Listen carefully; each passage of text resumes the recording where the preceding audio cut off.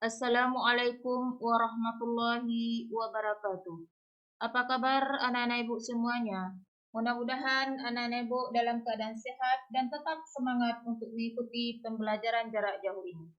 Hari ini kita bertemu kembali dalam pembelajaran pendidikan agama Islam dan budi pekerti kelas 6 sekolah dasar. Sebelum kita lanjutkan pelajaran kita hari ini, marilah kita berdoa sebelum belajar. Berdoa mulai. أعوذ بالله من الشيطان الرجيم بسم الله الرحمن الرحيم رب اشرح لي صدري ويسر لي أمري واحلل عقدة من لساني يفقه قولي Amin. Anak-anak ibu yang ibu cintai, marilah dalam masa pandemi ini kita selalu menjaga kesehatan kita. Bagaimana caranya? Yaitu dengan selalu ingat pesan ibu. Apa itu pesan ibu? Yang pertama adalah selalu memakai masker, kemanapun Ananda pergi. Yang kedua, selalu cuci tangan pakai sabun dan air mengalir. Usahakan cuci tangan sesering mungkin. Yang ketiga, jaga jarak dan hindari kerumunan.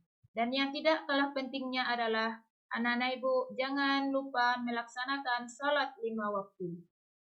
Mudah-mudahan dengan mematuhi pesan ibu ini, kita terhindar dari bahaya virus COVID-19.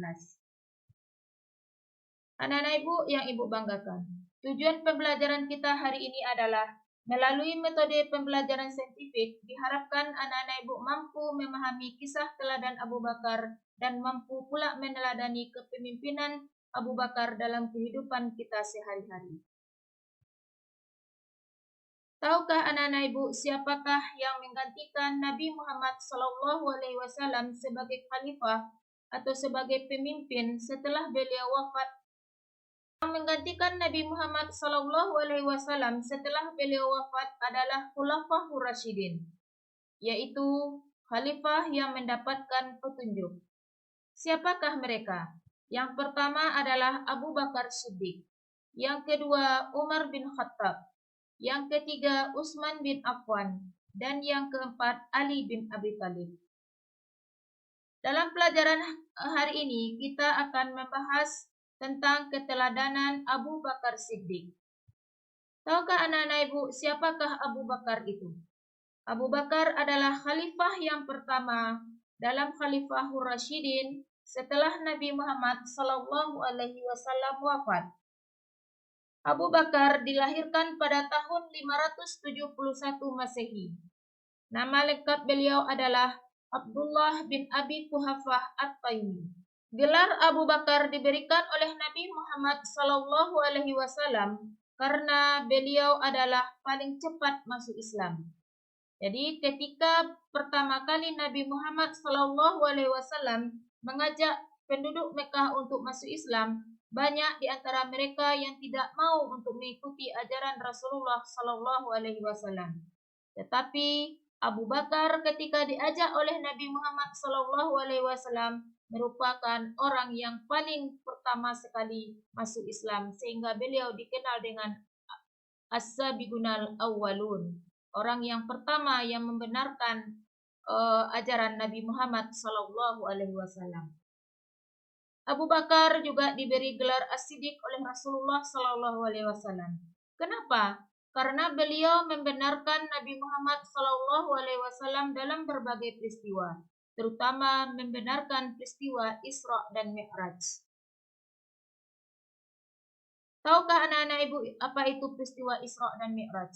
Peristiwa Isra dan Mi'raj adalah peristiwa diperjalankannya Nabi Muhammad SAW dari Masjidil Haram menuju Masjidil Aqsa, lalu diangkat ke langit yang ketujuh guna menjemput perintah salat. Peristiwa ini terjadi dalam waktu semalam.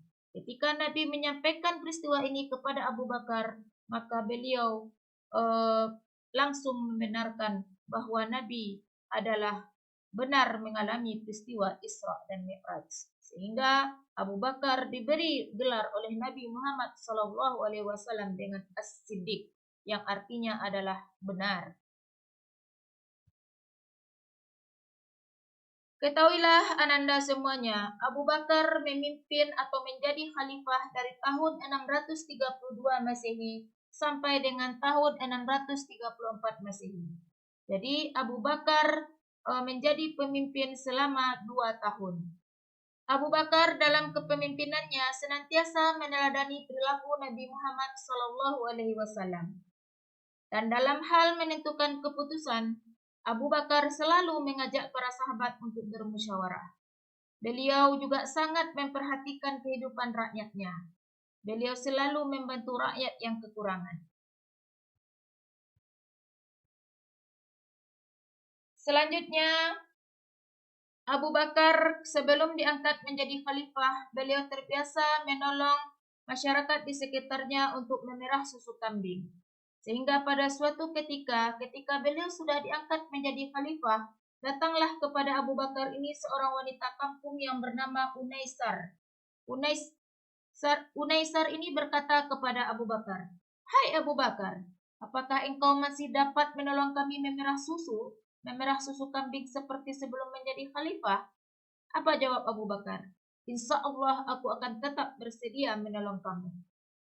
Jadi dari percakapan Abu Bakar dengan Unaisar ini bisa kita pahami bahwa Abu Bakar itu bukanlah seorang pemimpin negara yang sombong. Karena dia masih mau untuk memerah susu untuk rakyatnya yang ada di perkampungan. Bisa anak-anak ibu bayangkan bagaimana seorang khalifah, seorang pemimpin, seorang presiden, ya, itu mau untuk menolong rakyatnya memerah susu. Selanjutnya, untuk kesejahteraan rakyatnya, Abu Bakar mendirikan Baitul Mal. Apakah itu Baitul Mal? Baitul Mal itu adalah suatu lembaga yang mengurusi kas dan keuangan negara.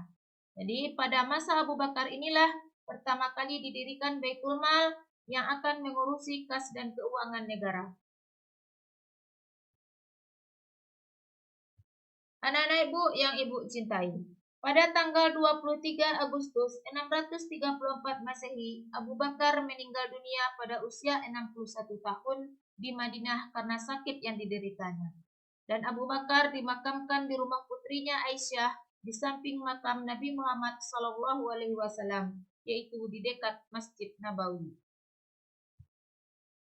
Anak-anak ibu yang ibu banggakan, selama menjadi khalifah, Abu Bakar memperoleh beberapa keberhasilan. Di antaranya adalah yang pertama, berhasil memberantas nabi palsu. Ketika Nabi Muhammad SAW wafat, maka bermunculanlah nabi-nabi palsu.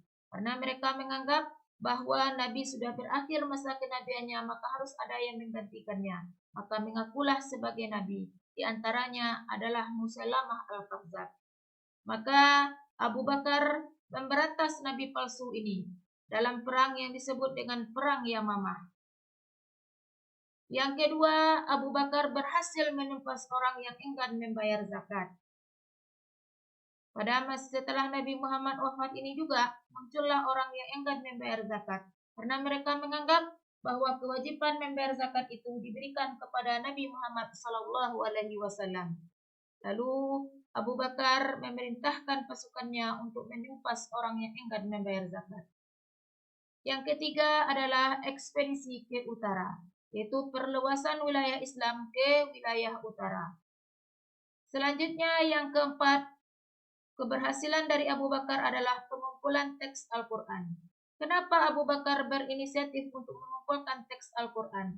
Karena pada perang Yamamah yang memberantas nabi palsu, banyak para penghafal Al-Quran yang syahid di medan perang. Sehingga Abu Bakar khawatir seandainya teks Al-Quran ini tidak dikumpulkan dan masih berserak-serakan di pelepah kurma, tulang belulang, dan lain sebagainya, maka teks Al-Quran akan hilang dari permukaan bumi ini. Maka oleh sebab itu, Abu Bakar berinisiatif menyuruh para sahabat untuk mengumpulkan teks Al-Quran. Yang kelima, keberhasilan Abu Bakar adalah mendirikan Baitul Mal untuk mengelola keuangan negara demi kesejahteraan rakyatnya. Baik anak-anak ibu semuanya, sampai disinilah pelajaran kita hari ini tentang keteladanan Abu Bakar. Akhirnya ibu sudahi pelajaran kita hari ini dengan mengucapkan Alhamdulillahirabbil alamin. Assalamualaikum warahmatullahi wabarakatuh.